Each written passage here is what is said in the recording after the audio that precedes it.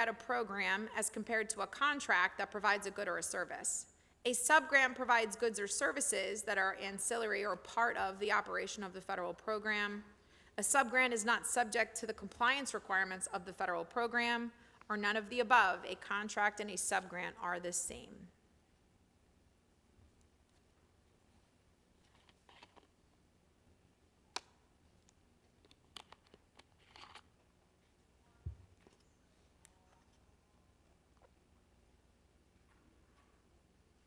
A little slower on this one. I get it. Think about it. A couple more. And the answer is A. So think of it this way. I said this yesterday, you are subrecipients, you are subgrantees. That is because you have an award to carry out a program under a federal award. You are the decision makers. Who is eligible to participate, when that program is going to run. Because you receive federal funds as a subrecipient, you have to follow all the EDGAR rules. You can't play the I didn't know that. A contractor, on the other hand, what we call it in law school is they follow the four corners of the document. Meaning if it is not included in their actual agreement, they don't have to follow it, right? That is not the case for a subgrantee. Even if the state didn't include assurances or things that you had to comply with, you still have to comply with it by definition because you are a recipient of federal funds. Now, yes, your grant award notice is supposed to include all of those things, right? But you are not a contractor. A contractor doesn't follow any of the rules we've been talking about unless their contract says they have to, right? So it's just important to know. Now, you may be a subgrantee and a contractor for another agreement, right? You can have multiple hats, but when it comes to 21st century, you are subrecipients, subgrantees. All right, you're planning your organization's annual professional development conference. Which of these costs are allowable? The cost of providing daycare services, lunch, speaker fees, or happy hour networking events.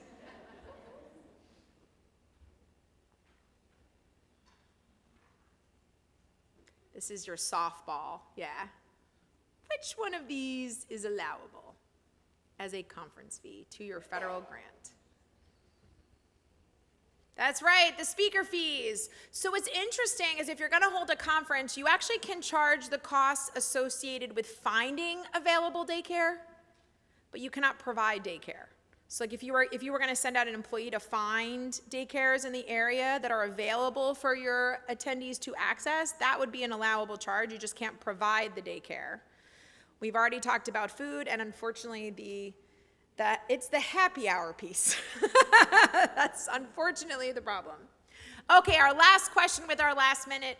A cost is allocable to the grant if the good or service benefits the grant objective in any way, if the cost of the goods or services were included in the budget, if at least 50% of the goods or services will benefit the grant, or the cost of the goods or services is a proportionate benefit received by the grant.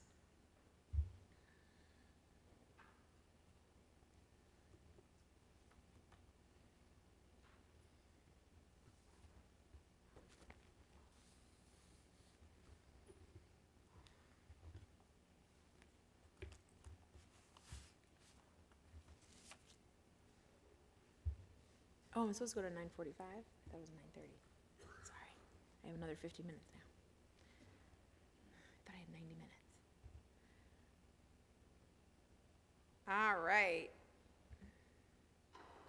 Okay, so for allocability, all right, the cost has to be a proportionate benefit, so the D's have it, okay? Any benefit will not work. Right, that's like saying, I'm gonna pay you 100% out of the 21st century grant, but I only need you to work there one day out of the 5 days you work a week. Right, that's not allocable, is it? Right, is there any benefit? Well, yeah, the person's spending about 10% of their time on that program. Can we pay them 100%? No. If they work 60% on the program, can we pay them 100%? No. So that's why A and C are not correct. Or just because it's included in the budget, can we pay them? Only if the time and effort shows they actually benefited us, right?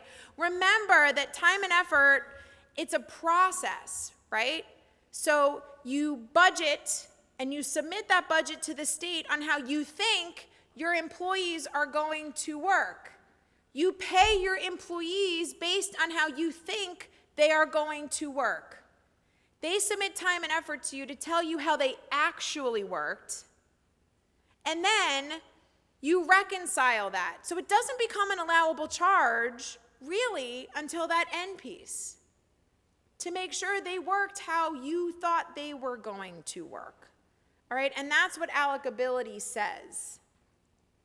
All right, allocability doesn't say any benefit. It says that proportionate benefit. All right. Oh, I have more questions. Look, I didn't even remember that. How many questions do I have in here? Look. Well, and there's a 16th question. That's awesome. Okay, one more. Non-competitive procurement is appropriate when there is a long history of success with the vendor, when there is any state emergency, when approved by the non-federal entity's chief legal officer, or none of the above.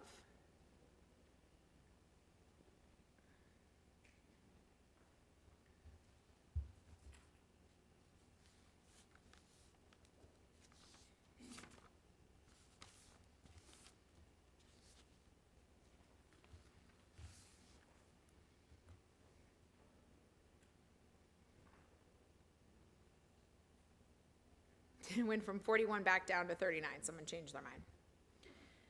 All right, D's, you are my people. Yes, D.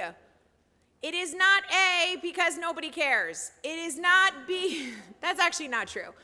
We want, okay, with procurement, okay, we want best value. I want you to use the history of performance with your vendors as part of your selection process, but that doesn't mean you don't have a selection process, all right? I want every bid or quote or RFP or sealed bid you receive to include history of past performance. I don't want you hiring contractors that are subpar, that didn't work well in the past. I want you to be able to use that against them. The same way that when you have contractors that are wonderful to work with, that help you be successful, they should get points for that. But that is not by itself a reason to sole source, and that's a really important distinction. B, when there is a state emergency, as we know, it can't just be a state emergency. It has to be an emergency plus publicizing the formal RFP will cause a delay that will negatively impact the award. When approved by the non-federal entity's chief legal officer, that one nobody cares about. I made that up. Not a thing. Okay? So the D, none of the above. Man, I have more. This is exciting. I don't even remember. I like didn't print out an extra page on my thing. This is great. Okay. The non-federal entity that expends X during their fiscal year in federal awards must have a single audit conducted for that year in accordance with applicable uniform grants provisions. At what amount do you have to get a single audit?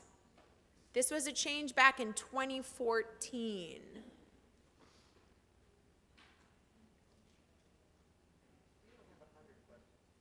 Do I? I don't know. I don't remember. My printout must be old because I only had a couple. My internal controls around my printout were apparently pretty terrible. You guys like that? You like internal control jokes? You are my new best friends. All right. The D's have it. Over $750,000, you have to get a single audit by an outside auditing firm. Hey, let's see, do I have more? Okay, that was the last one. All right, did you guys like the quiz? Okay, excellent. I know we're a little early. I know the intro didn't take as long. Okay, great. So again, I just want to thank all of you for having me. I hope my bar is that this wasn't the worst presentation you've ever heard. I hope I succeeded in that. Thank you for having me. Good luck with your programs. I do wish you all the best of luck. Enjoy your rest of your conference and your weekend, and thank you again. Thank you, Tiffany. She didn't knock us out too bad, right? We survived this morning. No one's laying on the floor. We're going to have a break till 9:45. I want to remind you to put your name in the bucket down here before you come back, and then we'll have a great speaker with Mr. Spears. They were just asking, is it 9:45? Yeah, it's 9:45, right? Till Oh, I'm sorry, 10 o'clock, 10 o'clock. But if you want to come back early, that might mean you could get out a little early.